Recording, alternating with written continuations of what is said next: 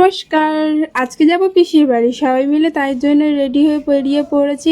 বেরিয়েই তো আগে শাড়ি দোকানে কি করতে গেলাম সবটাই বলো, ভিডিও শেষ পর্যন্ত থাকো। এই যে এই শাড়িটা নিয়েছি, তারপর মিষ্টি দোকান থেকে কি মিষ্টি নেব সেগুলো আমি জেঠিমা আর মা মিলে ডিসাইড করলাম। আমরা অনেকজন মিলেই আজকে যাচ্ছি পিসির বাড়ি, প্রায় ফুল ফ্যামিলিই বলতে পারো।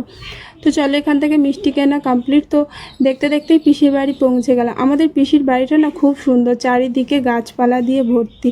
ফলতা নদীর কাছেই হচ্ছে আমার পিসির বাড়ি, প্রায় 20-25 মিনিটের দূরত্ব মাত্র। তো দেখতে দেখতেই পিসির বাড়ি পৌঁছে গেলাম। পৌঁছেই তো দেখি পিসি খুবই ব্যস্ত, পূজা দিচ্ছে। আর অনেক দিন পরে পিসির বাড়ি এসেছি, প্রায় 4-5 বছর পরে। সেই মাধ্যমিক পরীক্ষা দিয়ে গেছি। কত স্মৃতি জড়িয়ে আছে জানো পিসির বাড়িতে।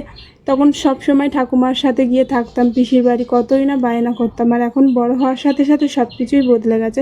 তো আমরা গিয়েছি, দুপুরবেলায় গিয়েই তো খেতে বসে পড়েছিলাম। সে বিরাট এক আইটেম, মুখে আর বললাম না, তোমরা সব দেখে নিও কী কী রান্না হয়েছে।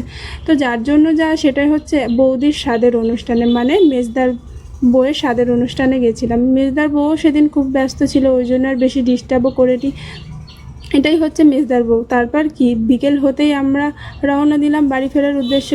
বাড়ি ফেরার সময় পিসিরও খুব মন খারাপ করছিল, কিন্তু কি করবো বলো, বাড়ি তো আসতেই হবে। তো রাধে।